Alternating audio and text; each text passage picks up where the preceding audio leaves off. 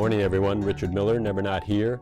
And today I have really something that I've been dreaming of for a long time and somehow hesitated to do. But I always want to make our speaking relevant. And so often it depends how you take it. Some people have had these real deep experiences and they say, oh yeah, what you're saying just hits me right in the heart, and it's just so, there's actually no concepts about it. I just relate to exactly what you're saying. And so many people are saying, whoa, that is far out. That is like interstellar space. I mean, that is a spiritual level. That is all the angels and the guardians and the guides, and it sounds so abstract. And somehow I always want to bring it down and say, well, how does this hit the street? How does this hit my life today? And so then we've got some special guests here. We've been talking to Michael Baxter all weekend. And now we have Andreas Moritz coming in from South Carolina. So Andreas, welcome. Thank you. Yeah. So, and then let me just show Michael's here too, so then everybody can say hi to Michael. And so... Hello, everyone. Yeah. So welcome back, Michael. Thank you, Richard. Okay. And so let me just say a couple of things to get this thing rolling. And what I want to say is that maybe it has to do with you, Andreas, because like the first time I read your book, the one that says Cancer's Not a Disease, and I was so fascinated with it, and I was reading it on the East Coast, and I got on the airplane to come back to Chicago. And I was so bubbling over with what was happening in my mind about reading Cancer's Not a Disease. And I had to share it with the people that were on the airplane. And so I sat in this, it was a Delta flight, but Delta had just bought Northwest. And Northwest had these old airplanes that have the motors on the side and the back. And they're so loud, it's unbelievable. And I was sitting right by a motor next to this lady. She was actually a Native American, worked as a librarian in the biggest Native American university. And I started to bubble over with the Cancer's Not a Disease and aerobic and anaerobic and so many kind of, so all the knowledge that I had gained, but as just a reader, not as living it. And that lady actually, right with that engine being so loud, she fell asleep. And then it was unbelievable, she wanted to escape what I was saying so badly. I found out that she was a cancer survivor, see? And that she said, what's this guy know? I mean, he read a book, big deal. I've gone 10 years, 15 years, I've battled this thing.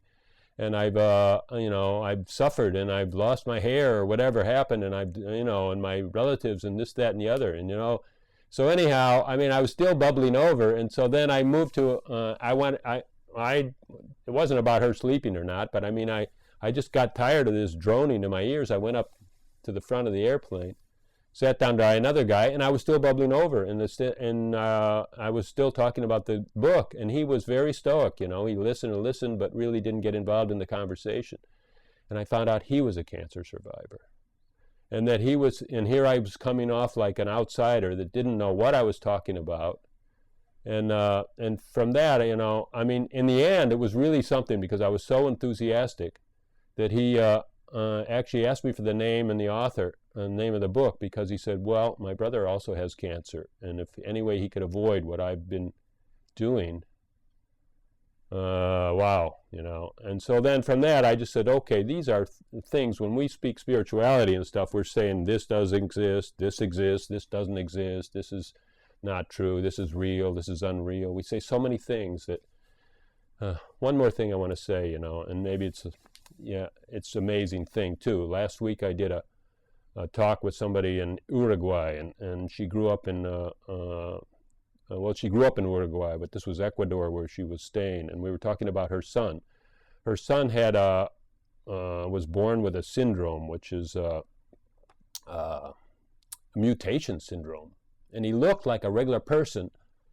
He looked like a regular young boy until he was about 10, and then his bones started to go back and start to grow, and his head grew about twice as big. His face went all out of proportion. His spine went into a huge hunchback, and he became like what Hollywood would say is a monster. And it was just like the Hunchback of Notre Dame, or Bela Lugosi being Frankenstein or something. And the amazing story, the reason I was talking to her and the story we were telling is that with this growth, this wild growth, he realized that the growth wasn't me. In other words, I'm not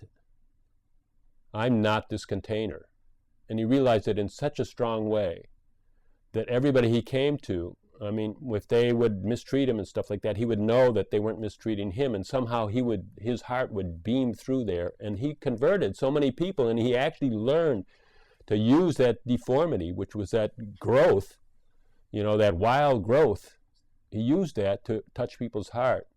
And I was thinking, that's so relevant, because so many of us have this growth problem, and they're saying that, 1 out of 2 of us are going to maybe touch cancer somewhere in our lives. And would it be that we could touch that cancer and realize that this cancer's not me, this vehicle's not me, this body's not me, and really give everything, give our life even more into touching other people, making a positive influence on the world. And anyhow, so I wanted you and Michael to talk because Michael has a history with cancer, and maybe, I don't know, Michael, do you want to say something about? Well, I was diagnosed with chronic myelogenous leukemia in '94, and it is pretty much in remission. Right now I take a sort of a wonder drug. It's called Gleevec. Before that I took shots, but I've taken some kind of chemotherapy every day for the last 17 years or whatever. But I'm not quite sure, Andreas, what you're going to tell me, but I would agree with this much, that cancer is not really a disease.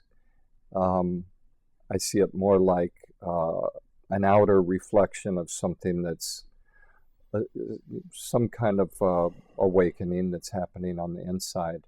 But I am very interested to hear what you have to say.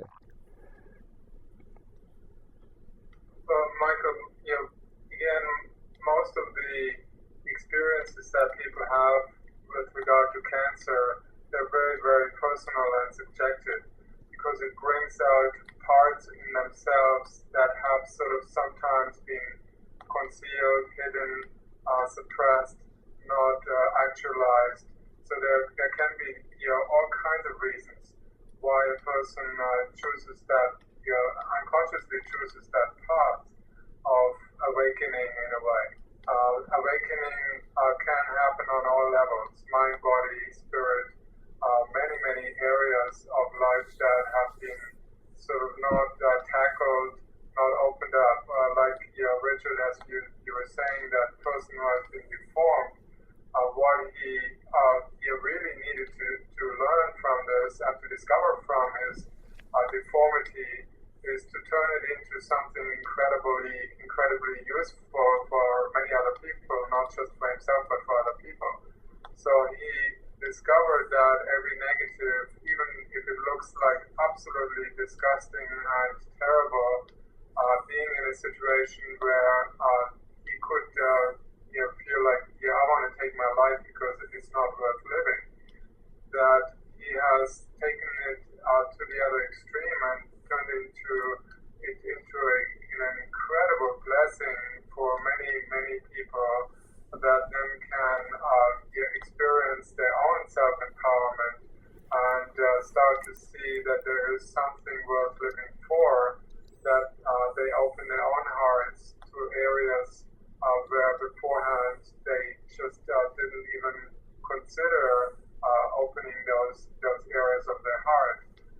So he's an activator, he's a heart opener, he's making people aware, giving them the opportunity to develop unconditional love that is not based on superficialities such as the human physical expression, but see deeper into the soul of a person and see what's there or what isn't. And So in a way, It was exactly like that, Andreas, because even he met several people per chance that were committing suicide that night. And they took one look at him and they said, no, life is worth living. yes. So it's different for each person. That's why your cancer is not just one thing or another. We cannot really pinpoint that this cancer is like all the other leukemias of the same kind. But every single cancer is completely unique, and it is based on very unique causes. And the causes, in my opinion, are never negative. And that's hard to grasp unless we have sort of a wider perspective of life and to recognize that the way the world functions is based on two principles. One goes in one direction and the other goes into the exact opposite direction. And somehow they seem to be separated from one another. But just like the South Pole and the North Pole, they are in different places. They don't seem to have anything to do with one another, yet they're totally interconnected. If you sever the tie between the two of them, the entire globe would fall apart. The atoms wouldn't know where to go, where to assemble. So likewise, the negative is not far from the positive. The right is not far from the good, from the wrong. The up and down are linked together. There is no real difference between love and fear. Fear is love if we dare to see it that way, and love can be fear if we see it that way. Many people are afraid of loving. As grotesque as may sound, but the two are always coming together. So if a person is diagnosed with cancer, there can be two different reactions to it. There can be the reaction, oh my God, what's happening to me, and I'm not in control, this is a vicious thing that's after me, it's trying to destroy me, I have to fight it. And so here the person that you spoke first on the plane, I've been struggling with this for 13 years, it keeps coming back, and then I destroy it again, and then it keeps coming back, and I'm a survivor, which is like saying that, well, it's survival of the fittest, sort of. Sometimes you make it and sometimes you don't. So the idea is that there's something vicious out there that is causing me problems. That puts you into a very, very difficult corner. It's like you're being cornered. You are the victim of circumstances, situations that are adverse to you. And so in that position, it is very, very difficult for the body to heal. And it is like paralyzing your immune system. Because under fear or under the threat of survival, like feeling I have to fight for my life, during that moment, or if that moment is perpetuated ad infinitum, then obviously it's very, very, very hard for the body to do the things that it normally does, like digest food properly, like eliminate waste products sufficiently, having a strong immune system, because the immune system can immediately be paralyzed the moment you are having fear for your life. So under the death fright, which a diagnosis can easily instill in you, then it is literally making it impossible for the body to activate the normal healing responses. And if the healing is not supercharged, then the person may not make very much progress, if any at all. Sometimes to a point that the illness seems to become worse. But the body always has a back door open. It's not just doing it in one way or another.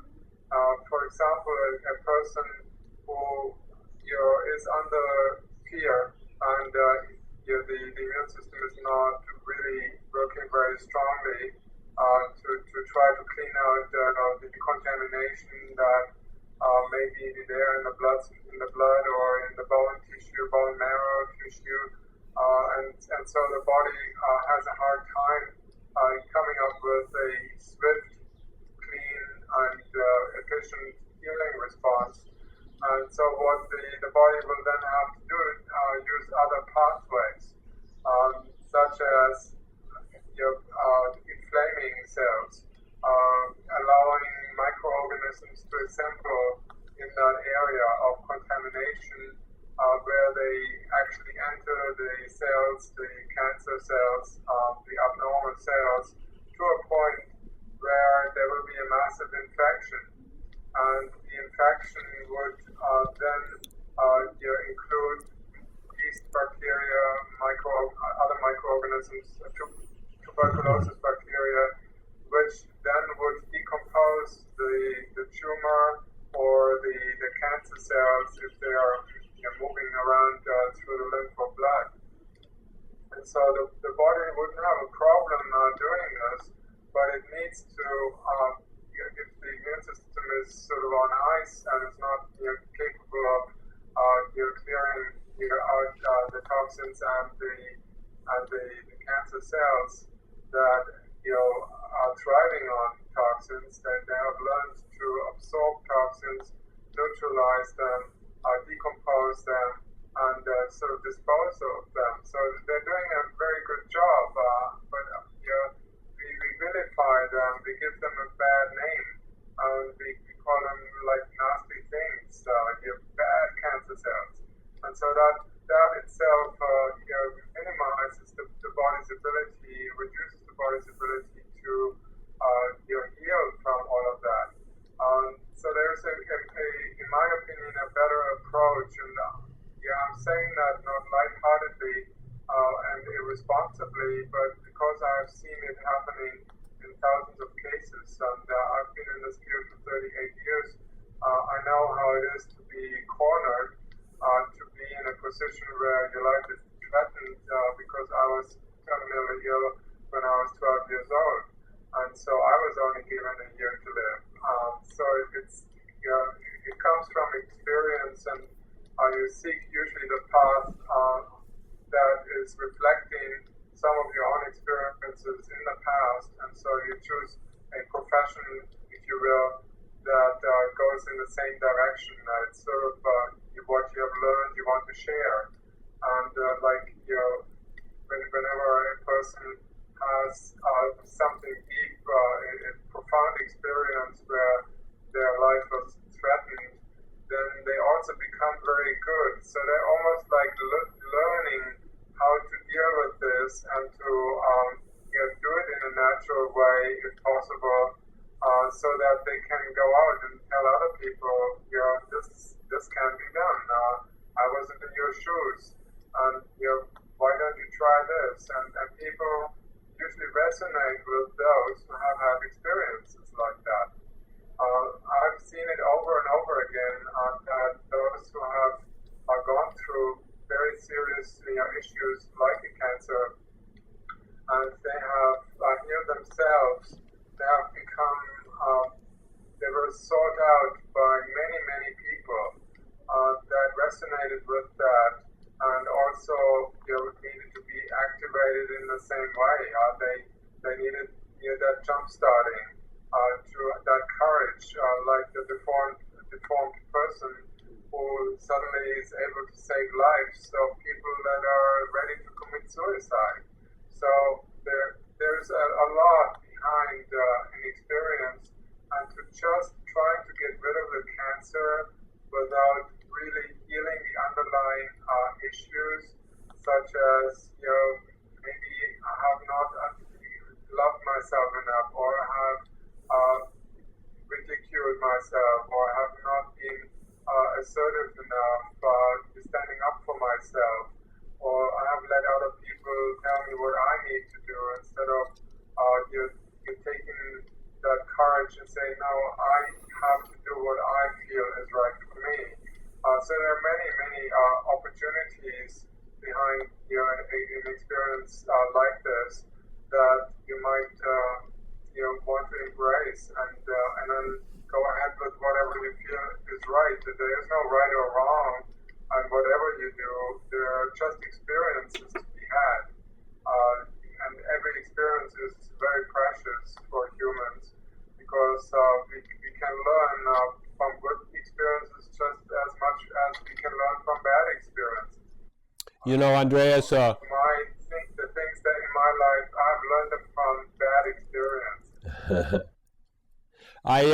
I never have really talked to Michael too much about really his relationship with this guest he has, this uninvited guest. But I wonder if this is a time then maybe you really know every day probably that you're hosting somebody else, and I wonder what's it like, to have this kind of a friend or unfriend.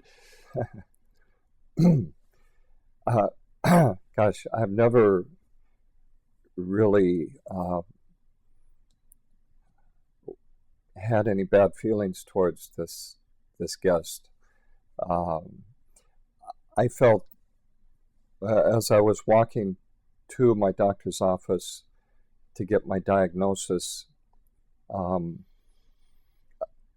I felt that I knew what it was, and there was an office of the Cancer Society on the way, and I just stopped in and I said, "Do you have a brochure on leukemia?"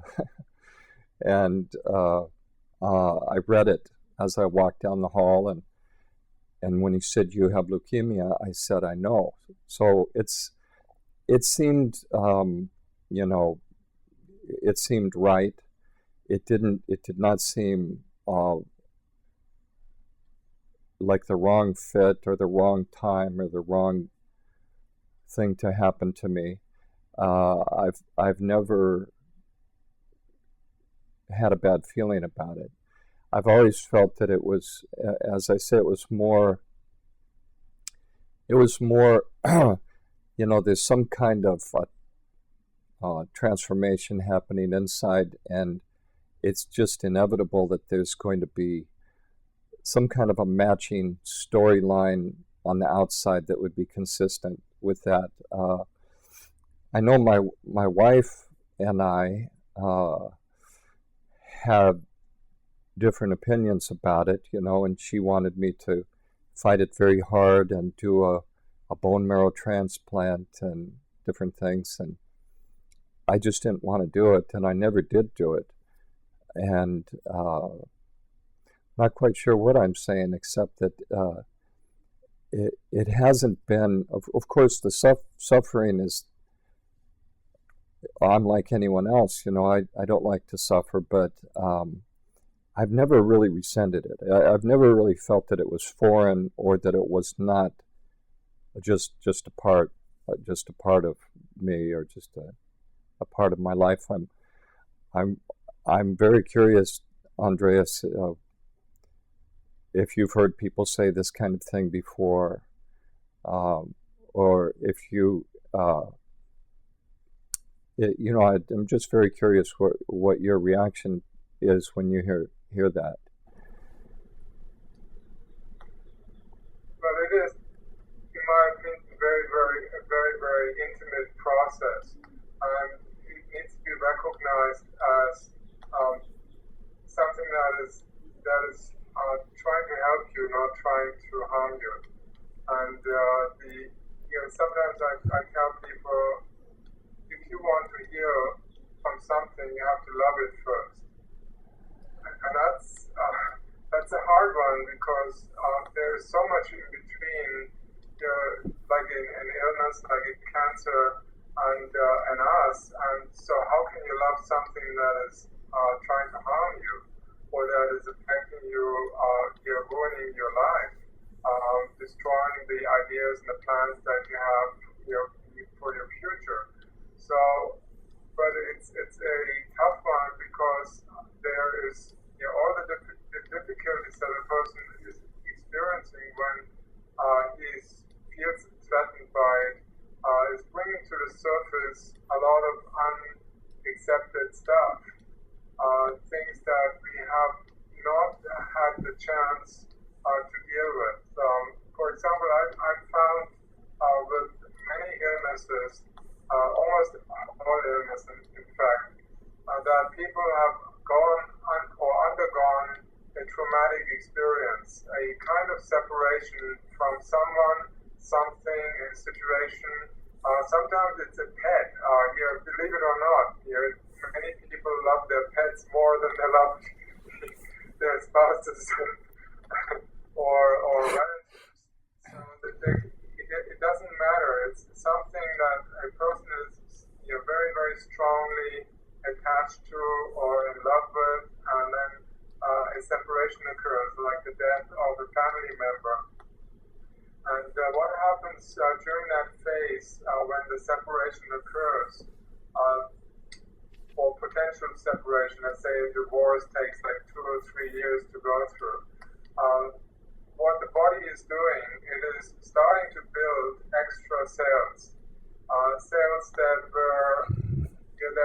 that need to be created in order to take over some of the functions that the body could no longer do under the threat of the separation. Because whenever we feel threatened, again, our digestive system doesn't work properly. Let's say if you have a diagnosis, you feel threatened, obviously, the first thing.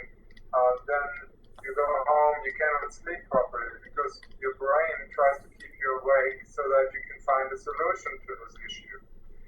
The digestive system doesn't get enough blood supply because under stress or tension, the gastrointestinal arteries will not supply enough blood to the digestive tract to have digested food. So the result is that you don't absorb enough nutrients. When there are not enough nutrients in the cells, they will have to lower their metabolism so that they slow down. But all of that is actually conducive to feed extra cells to make available more nutrients that are extraordinary cells, that are not normal cells, that function on a different metabolic gear, so to say. These extra cells, they're not oxygen dependent, they're oxygen independent. So you start growing more of these extra cells that temporarily are taking over some of the functions of the organs and systems in the body.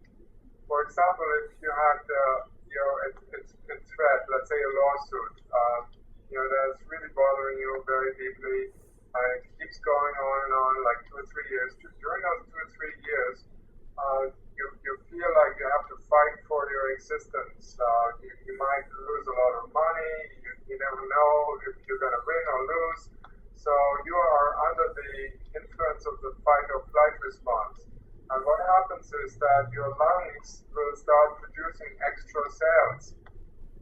And these extra cells, they are alveoli cells, they are needed in order to take up extra oxygen for the time being to deliver that to the muscle cells in the body so that you can continue running away or fighting the lion, the threat that you may be ruining your entire life. So here you produce these extra cells, and there is nothing really that the body is telling you anything wrong. You feel absolutely normal in that sense. But when the court case is over and you have won, let's say, and you feel absolutely jubilant, you have no more stress from that, suddenly a week or two later you start noticing you're getting sick. And when you get sick, it is not because the body is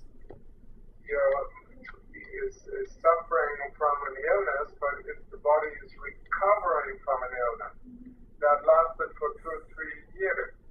So you were basically producing these extra cells, and now since the stress is over, the body no longer needs these extra cells. As I understand what you're saying is a normal medical system interrupts the natural healing cycle. And I mean, it's a huge crisis, but is it too huge? Is it like, I mean, is there a way to get through there without, is it risky to be that high of a fever, and diarrhea is dehydrating your body, and there are a lot of risks there, are there not? Now we know that infection clears up cancer. It doesn't matter where it might be in the body. So if a person catches the occasional cold or has the flu, instead of getting a flu vaccine every year, people should allow to have it because it can clear up their cancer. And there are actually some studies to show that a cold can get rid of cancer. So what I'm saying is that we have learned to not rely on the body, not trusting the body, not working with the body, not allowing the body to have its own, to even give it a chance to heal it itself. We are stopping the body in its tracks of trying to heal itself. And so that can cause more complications, like in the woman that you spoke to on the plane. It's becoming a struggle because she has to keep doing something about it, keeps repeating, comes back, and you suppress it, you have chemotherapy. Chemotherapy has a success rate of 2.3%. But what it does, it can destroy cancer cells, but not all of them. If you have, let's say, cancer, a tumor, that typically shows up once you have about 6 to 7 billion cancer cells in that tumor. But if you have only 2 or 3 billion, you wouldn't see a tumor. It just doesn't show up yet. You can reduce it with chemotherapy and radiation to 2 billion, and you say, and the doctor says, oh, we got it all, it's all gone. Great, but you still have 2 billion, and they will start dividing again and multiplying until we have fathomed what causes the cancer in the first place. You know, many times, Andreas, I hear you speak about natural healing, and I can understand what you're talking about, and I can appreciate it, and it can remind me of some things that are simple as the flu. You know, like I remember I used to have these flu cycles that would happen or reoccur, where it would start with a tickle in the chest somehow, and then it would go to a sore throat, and then it might go to a nasal drip, and then it would go to a cough, and then it would go achy and all, you know, and then it would be over, and it had this 7-day cycle. And I used to just let it go a cycle like that. But a couple of times it would just get stuck. And somehow it would seem like I was having pneumonia or something, and 2 weeks would go by, and 3 weeks would go by. And I mean, I was thinking like, this seems to really be damaging my body, you know. And then I would go into a antibiotic deal, and it would knock it out, you know. It would be gone, and so then I'd be okay for a year or 2 years or something like that. Or another example is we have a dog, and he had a swollen paw, and it was actually running, you know, where it was open sore, and we were putting on an antiseptic and stuff, but it just lasted too long. This dog had a swollen infection in his paw, and it wouldn't go by itself. And whether we could say, well, we have to do some kind of cleansing regime on him or do what, but somehow it just seemed like the expedient thing, instead of having him limp around and lick his paw, we would just give him antibiotics. And so I don't know, what can you do? I mean, sometimes it seems like it works like the way we want it, and sometimes it seems like it just hangs around and doesn't seem to complete its process. I mean, I'm thinking a lot of people are, you know, just trying to take the expedient way. Yeah, that's why, you know, unfortunately, when they have chronic inflammation, that is actually a concern, because that's when you have increased cell division, and you have the growth of extra cells in order to cope with the lost function of that particular part of the body. So the body is trying to compensate. So that's why we find a lot of we find a lot of cancer cells when there's chronic inflammation. It's not that the inflammation is causing the extra cancer, but because of the root causes behind the inflammation, why the body has the need to inflame a certain part of the body, because it is so contaminated, it's so congested, that there is no other chance for the body to deal with it. or the immune system simply is not capable of dealing with it in a different way, and then we need an inflammatory response to compensate that. We have to ask, where is it all coming from? And so in my work over the years, I've come to the conclusion that it is congestion of some sort. And in the liver, for example, if the bile ducts are congested, it can lead to all sorts of difficulties in the body, because the liver controls the distribution of nutrients in the body, the energy distribution. It decontaminates the blood. It's the filter of the blood. It makes sure that any noxious substances and toxins are removed and broken down. And if the liver is not producing enough bile, then the food is not digested properly. You have a lot of undigested food lingering, decomposing in the gastrointestinal tract. When that happens, you produce a lot of toxins. They enter the lymphatic system, and then they can lead to a localized congestion. And wherever this happens, you can have localized inflammation, or eventually even blood inflammation. And so the problem is that we don't have doctors who are trained to look for causes behind causes, or causes behind symptoms. Where does the symptom come from? And instead, we just look at, leukemia, we have these extra cells there.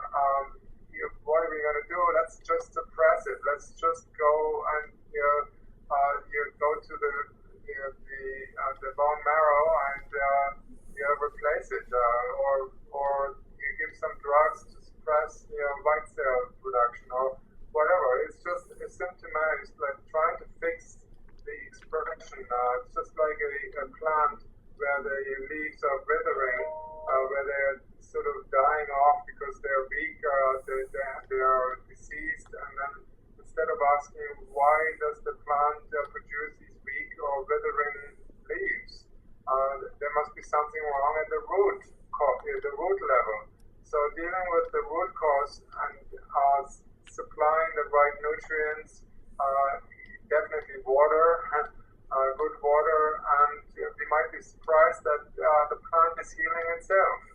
It may discard the leaves that have no longer any use, and grow new ones to replace them. So we should learn more from how nature does things, and through observation we can find where does the problems begin. I've had an oncologist come to me whose wife had lung cancer, and she had suffered with this lung cancer for 9 years, and progressively it gets worse, and he has given her the best chemotherapy drugs that he could find on the market. He was always looking for the next best drug, and he pumped her full with these drugs. And I said to him and her, you don't really want to work on the level of the cancer. The cancer is not the problem. The problem is what causes the cancer. So I told her specifically to clean out her liver, and she did her first liver flush, and she passed an unbelievable number of stones. The first couple of bowel movements produced 2,000 stones. The doctor, he was absolutely, he couldn't believe what he saw. He looked at the toilet bowl and he smelled the stuff and said, "Oh my God, it smells like chemo drugs, like chemicals." And so all that stuff that was stored in the liver started pouring out of this woman. And so then the woman didn't just have that one day. She passed stones during an entire week. I've never ever heard this before. So the liver didn't even close the doors. The liver bile ducts kept staying open and kept pouring out those stones. And what happened is that 2 weeks later, he looked at her lungs, and he couldn't find the lung cancer, which had actually metastasized to her liver and into her bone. and there was nothing there except a tiny speck. And I said, keep going, because the body is already doing it. It breaks down its cancer because it can. So what she needed to learn is that she needed to set the preconditions so that the body can do it itself. We don't have to invent a healing method. It's already there, but we need to learn to reactivate it if it is being suppressed. And that's all that really is necessary. And if there's chronic inflammation in the dog, we have to look at why does it happen? What kind of foods is the dog reacting to?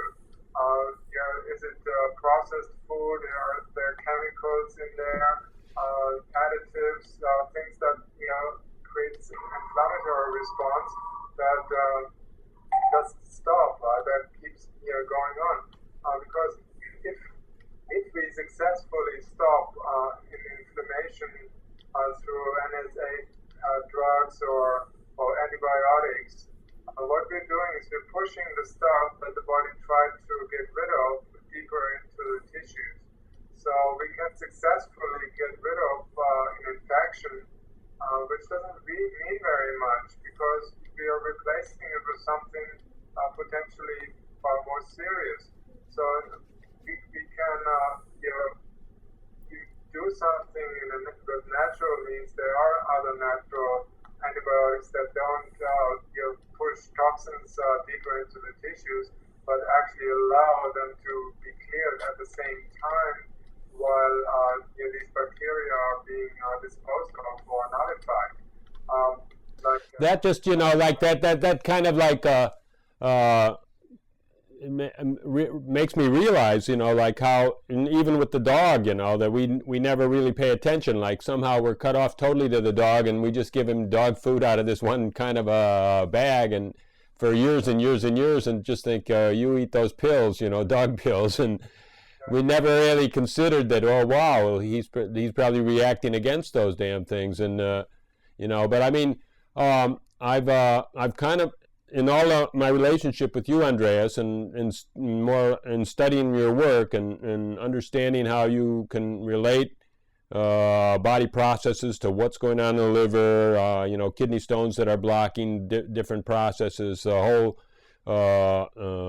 nourishment and detoxification cycle, and what's the state of the lymphatic system, and it all seems like brilliant brilliant in one way, and in a huge oversight on the conventional type of medicine. But later, when I studied more in depth of your work, it seems like you might even be saying these things are even obsolete. Really, what I hear you saying something like your state of anxiety, how you hold yourself, something else in your body-mind mechanism, which not even maybe is way beneath these physical processes, is really, really what's going on. Or, I mean, how far can you take this to the source? That's a good one, because here every effect has a cause underlying it, and then you find the cause itself is an effect that has another cause to it, and that cause has another cause behind it, and so you can trace it back to many places. And yes, in some of my where is it really effective to work on it? And it just depends on what you're able to address, I suppose. Yes, sometimes it's an obvious one, because it makes us feel not good. When you are afraid of something, anything, and you feel that you have to separate yourself from that. You're trying to shut the door to not let something come into your life that makes you feel uncomfortable, that you're afraid of. So what happens is that there are many, many different reasons behind that fear, but you can catch all of that if you allow the fear to come closer to you. when Jesus Christ said, "Love your enemies," and let your enemies come into your home, really meant love your adversities, love your fears, let your fears come into your heart. Home means heart, so there's no other home, right? The home is in the heart. So let the things that you are afraid of come into your heart, because that's where you can turn your enemies into your best friends. That's where you can make the transformations. Doesn't matter what caused that cause and that cause caused that cause, doesn't matter. At the moment you allow a fear to be transformed into love, that means you bring it into your heart, you let it be. Instead of trying to push it away, you embrace your fears. You accept your fears. You accept your weaknesses, the things that you don't like about yourself, and to hell with it. Let it be and let it grow. That means sometimes I tell people, just imagine what you're afraid of. Let it, make it bigger, really, really big, as big as you can. Play with it, so that you can really feel the overpowering sense of being weak in the presence of that fear. So let yourself feel that, and then one moment later you'll find, oh, it's poof, it's gone. And that means you have loved your fear, you have neutralized it. And so it's not very complicated, but it becomes complicated the moment you're trying to separate yourself from your fears, trying to push them away, trying to get rid of something, trying to fight something. You put your energy, your fighting energy into something, and it can only become stronger because it becomes energized. So by trying to get rid of something you don't like, you make it stronger. And it has to become stronger because the real reason behind the negative things is to allow us to embrace them, to love the things we don't like about ourselves.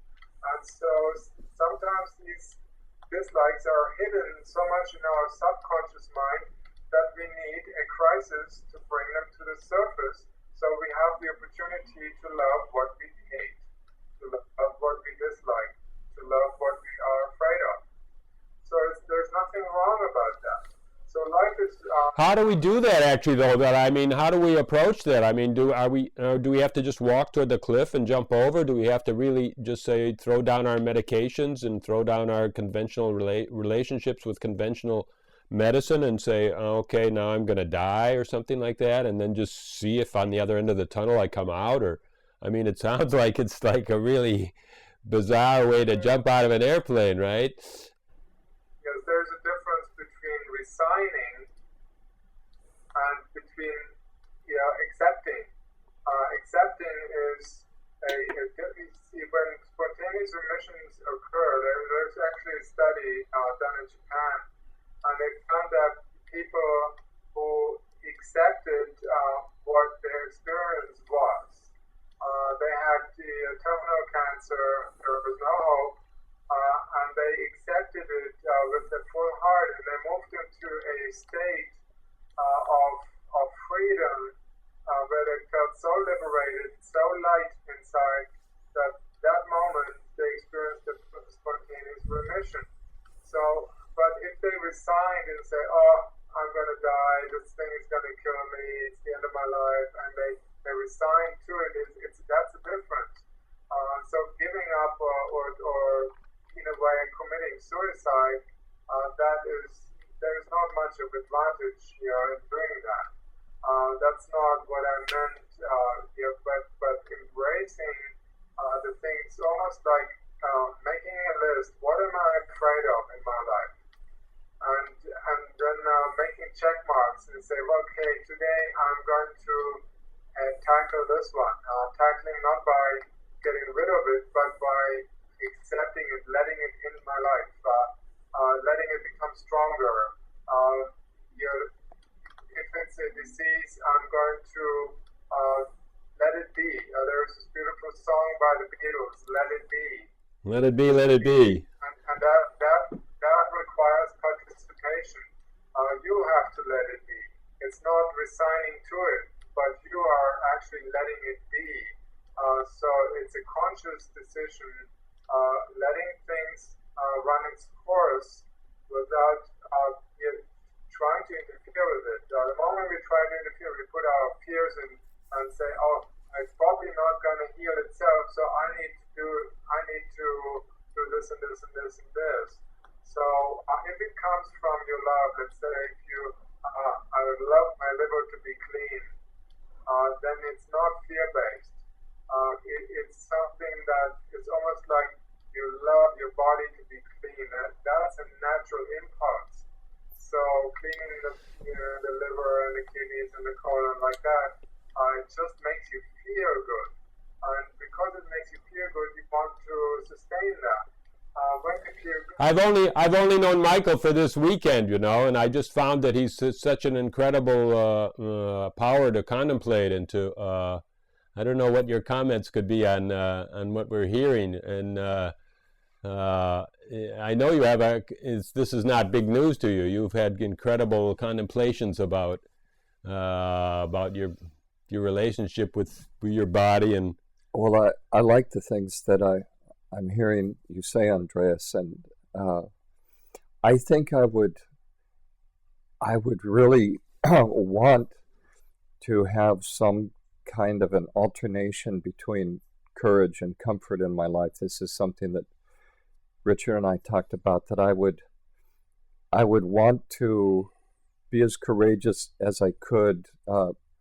Andreas, in the context that we were talking, I was proposing that when a person undertakes some kind of a self-investigation and they move towards those unstructured areas and the boundaries are less and less, and inevitably it becomes uncomfortable, and one begins to wonder, well, if the boundaries around this object can fall apart, maybe the boundaries around that special object that I call me, myself, could also begin to fall apart. And so naturally there's a fear there, and people call that, the void or the emptiness, or I call it the empty void. But what I've noticed is that the longer I can remain in that unstructured place without fleeing from that, the longer that I can just be courageous with this lack of boundaries, then the earlier I come back to my senses when I land on the shore of the comfort. We flee the scary shore and we jump over to the comforting shore. But the longer that I've endured on the scary shore, the lower I land on the comforting shore, and that increases my chance of being able to turn around, so to speak, and get a glimpse of my true nature. This is the kind of a cycle of self-knowledge that we've been talking about, but I just am trying to say that I think there's this healthy alternation of courage and comfort, that fear is not all bad, because fear is the signature of me being courageous enough to remain alert within an environment that is unstructured, and that I believe there probably are different personality types. My type is such that I would want to test that. I would want to see if I could desensitize myself to that fear, and I would want to live on the edge, so to speak. I would pretty much insist on living on the edge, so that I don't feel that I've become complacent. If anything, in me there would be a fear that if I become complacent, if I don't have, Andreas, my doctor was not able to find any cancer for a few years, but just in this last year, he's been able to find it again. And to tell you the truth, I don't know if this was a perverse reaction, but I felt like, okay, good. Now my palms are starting to sweat a little bit. This is good. I like this. I like being on the edge a little bit, enough that I feel that I'm engaging the boundaries of my comfort zone. This, this kind of not wanting to be complacent, but wanting to be a little bit uncomfortable. Wanting to have my toes over the edge, and looking down into that uncertainty, and to be pushing that a little bit all the time. This, I think, I don't know if this is right, but I think this might be something like what you're saying, in the sense that there is a healthy embrace of that, which is so potent that it can scare us on the one hand, but it can set us up for an insight on the other hand. And I would love to hear your comment on that. I love what he says, Andreas, about alternating between courage and comfort, because somehow that's something that when you're advising people, that's the nemesis right there. They're saying, well, where do I go, and what is the line for me? What is courage for me? It might not be for someone else. Everyone has to find their own line of where on the courage-comfort scale that they can possibly exist. And I don't know, we're not trying to push them off the edge, but how does that work? That's insightful to me. Yeah, absolutely. The spiritual self, the higher self, that is really controlling all of that for us, and our the sort of ego personality self, which is just carrying out commands made by the higher self. We require contrast in life, and otherwise we don't. As you said, you have to feel almost like discomfort while you have comfort, and you swing back and forth, and that allows us to have an experience of everything that's in between, just like a pendulum that swings back from one extreme to the other. In order to get to the other side, it has to go through the entire phase, the middle part, and then swing across, and then end up on the other extreme.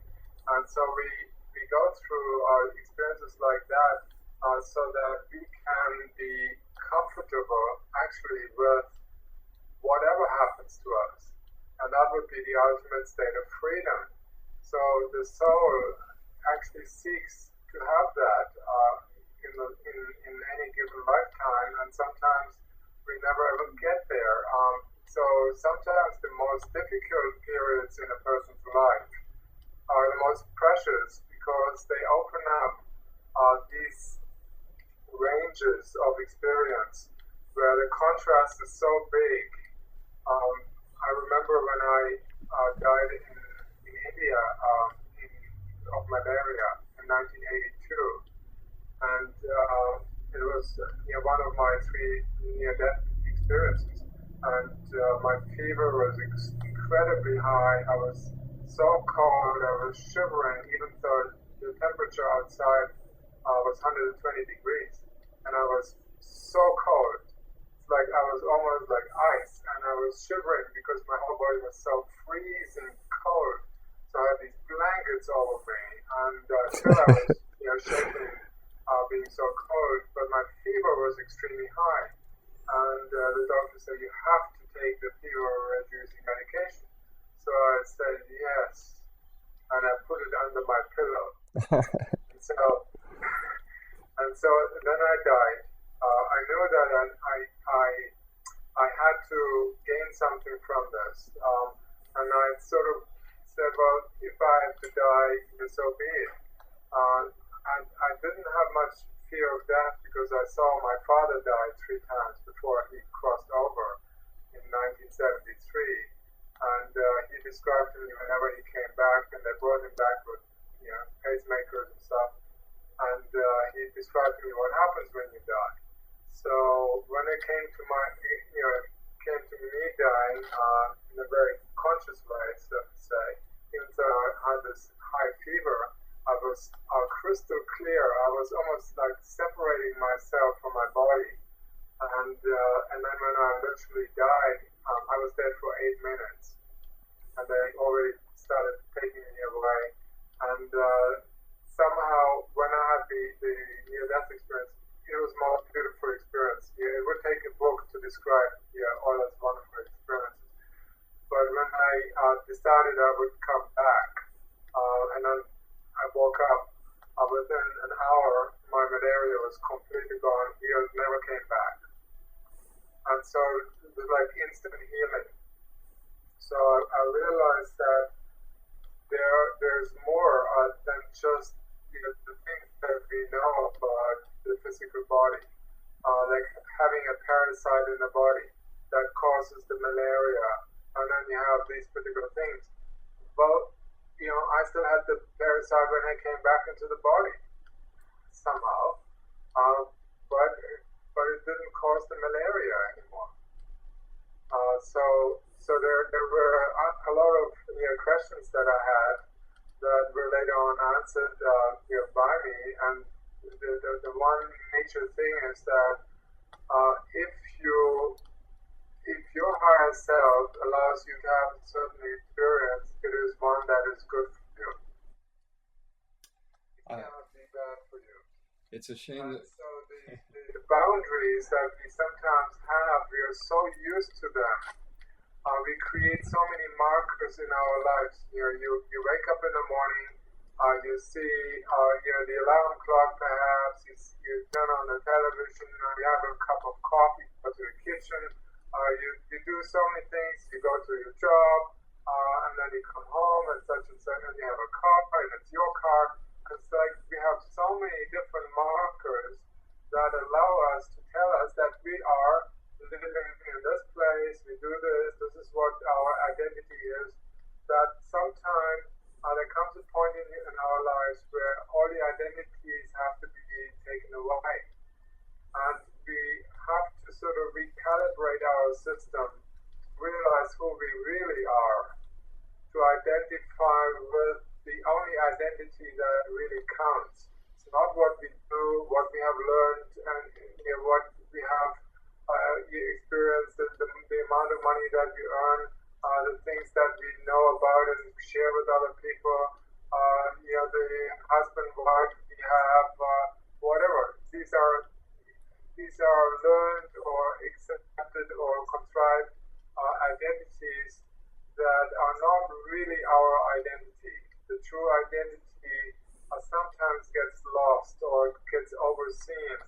And when that happens, we need a recalibration that is taking away these markers. For example, a lot of people had recently experienced these tornadoes where from one moment to the next, like within seconds, their homes were flattened. The jobs were gone because the places where they were working were gone.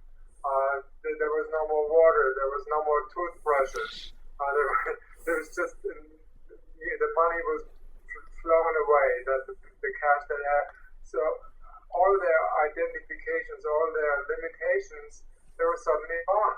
And some people, they thrived in that, where they were deprived or void of any limitations that were considered comfort zone, the things that we were used to. Suddenly that was all gone.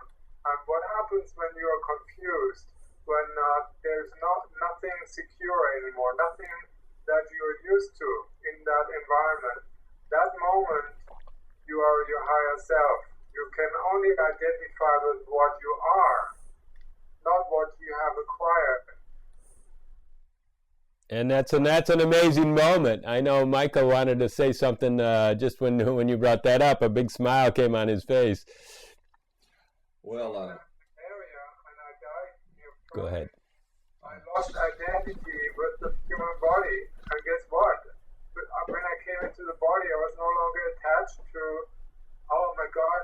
malaria, or I have this. So the body went into instant healing. It healed it right away. It didn't have a problem with it because I had learned I wouldn't say lesson. I had re-identified with myself. I was so in love with myself. It was so beautiful. It was that crystal clarity. I could think of anything when I wasn't in my body.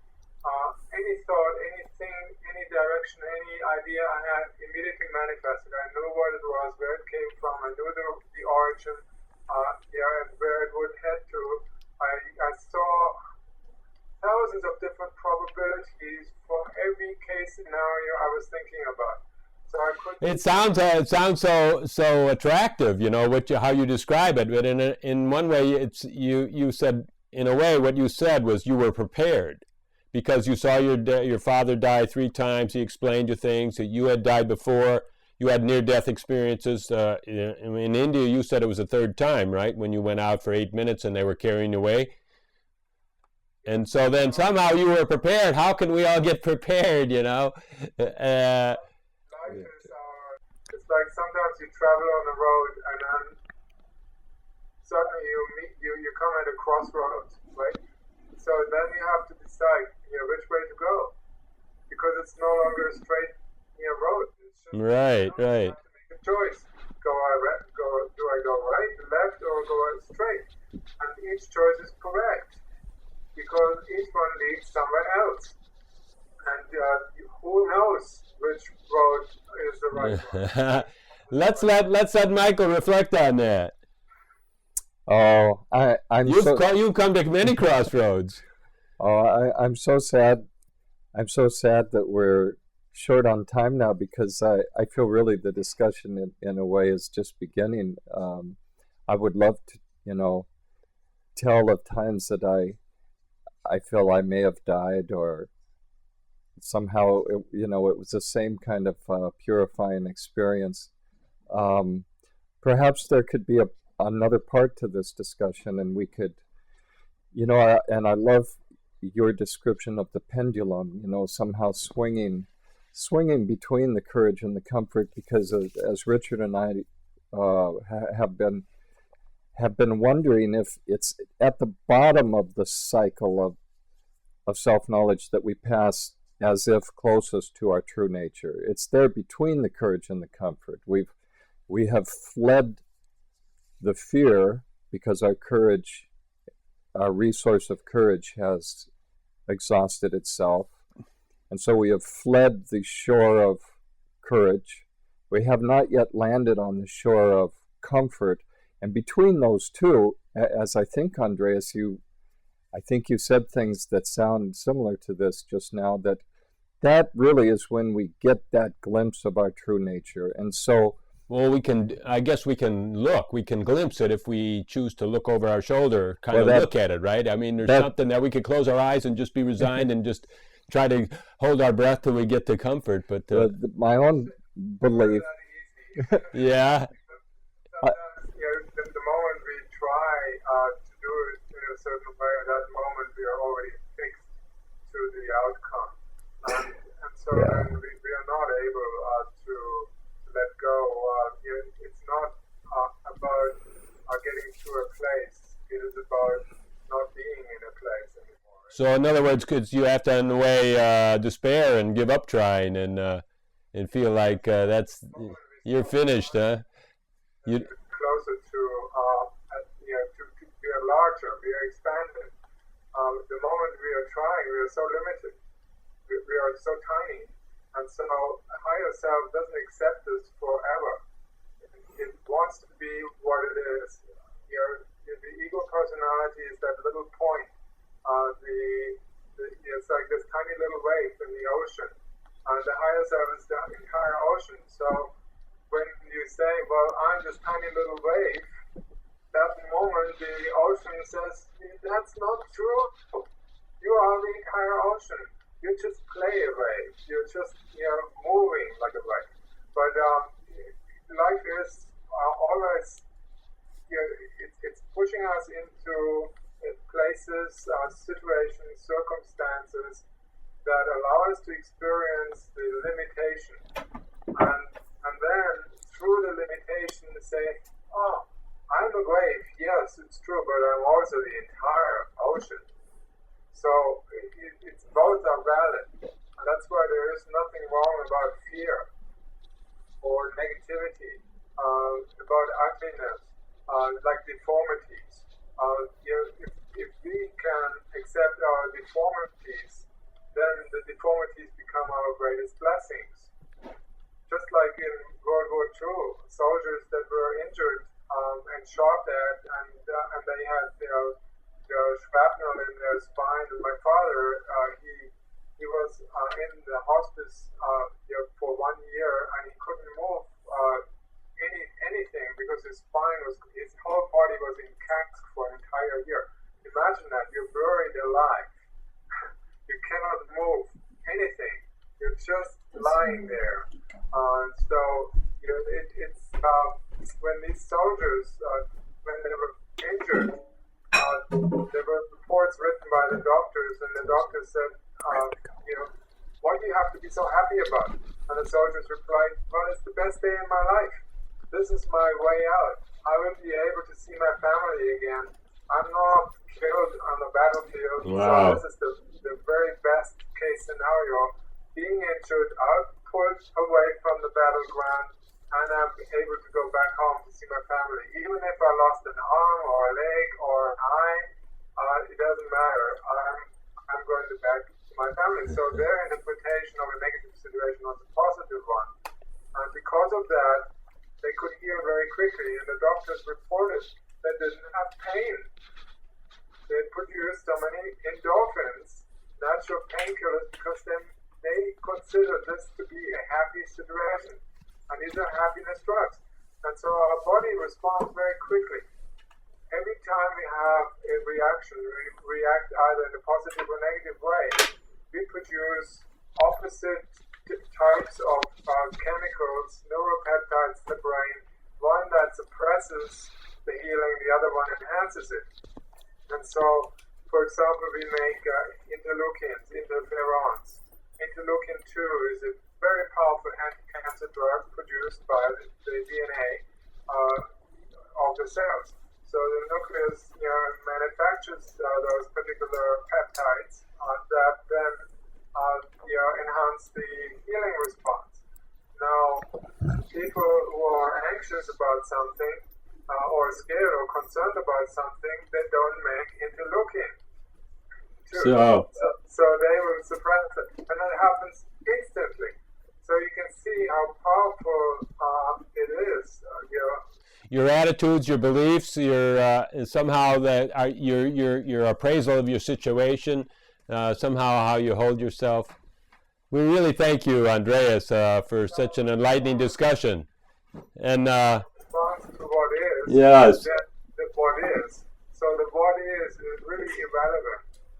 We are on a training ground. We can exercise our gift and the freedom of choice that we all have to respond differently than it is expected of us. When we go to a doctor, we are almost expected to be afraid of this diagnosis. You go to the doctor and they say, oh, thanks, doc. For diagnosing, and you have this big smile on your face, you think you're cuckoo. There's something right. So there is this expectation that we are ought to suffer. So I think we're going to have to close now, but we thank you so much for coming in and such a lively or enlightening discussion. We went to so many places, and it opened so many new doors of actually how to take care of ourselves and how to hold ourselves. And Michael, thank you very much for. Thank you, Richard, and thank you, Andreas, for making this time for us. Thank you, Michael, and I really wish you all the best, and because you deserve it so much. It's just there's nothing more to be said. You really deserve to benefit from this greatly, absolutely greatly. Thank you very much. Thank you, Michael. Thank you, Andreas. And thanks everybody for coming and watching our conversation. And so, bye, Andreas.